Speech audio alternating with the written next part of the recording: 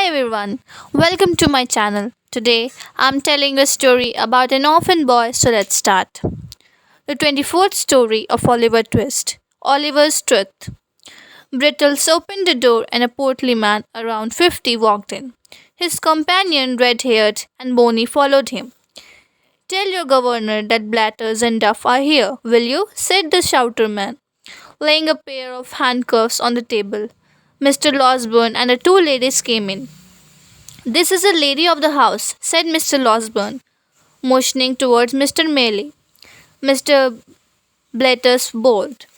They were asked to sit. Now, with regard to this here robbery, master, said Blatters. What are the circumstances? Mr. Losberne recounted to them all that he wanted to at great length. Blatters and Duff occasionally exchanged a nod. That's it, master, replied Blatters. This is all about the robbery, is it? All, replied the doctor. Now, what is this?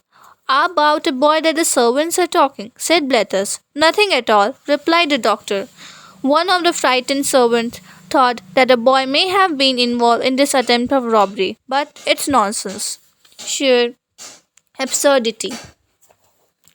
Blathers asked, Who is the boy? What account does he give of himself? Where did he come from? He didn't drop out of the clouds, did he, master?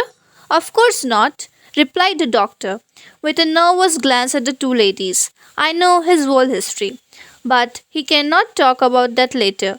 We would like first to see the place where the thieves made this attempt. I suppose. Certainly, replied Mr. Blathers. Blathers and Duff, attended by the native constable, and all others went into the little room and inspected the window. Mr. Giles and Brittles recounted a melodramatic representation of their previous night adventures. Blathers and Duff cleared the room and held a long council together. Blathers and Duff returned. This robbery did not involve the servants. Nobody suspected them, said Mrs. Maylie. We find was a town hand, said Blathers, continuing his report. There were two of them in it, and they had a boy with them. That's planned from the sides of the window. We will see this lad. We have got upstairs at once, if you please. Perhaps they will take something to drink first, Mrs. Maylie, said the doctor. They were served spirits, and the doctor slipped out of the room. The doctor returned shortly after. Now, if you please, you can walk upstairs, said the doctor. Following Mr. Losberne, the two officers ascended to Oliver's bedroom. Oliver, feverish and looking worse, was assisted by the doctor to sit up in bed for a minute or so.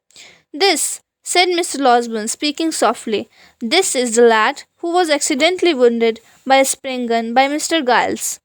Miss. Blathers and Duff looked at each other. Well, do you think it's the same boy?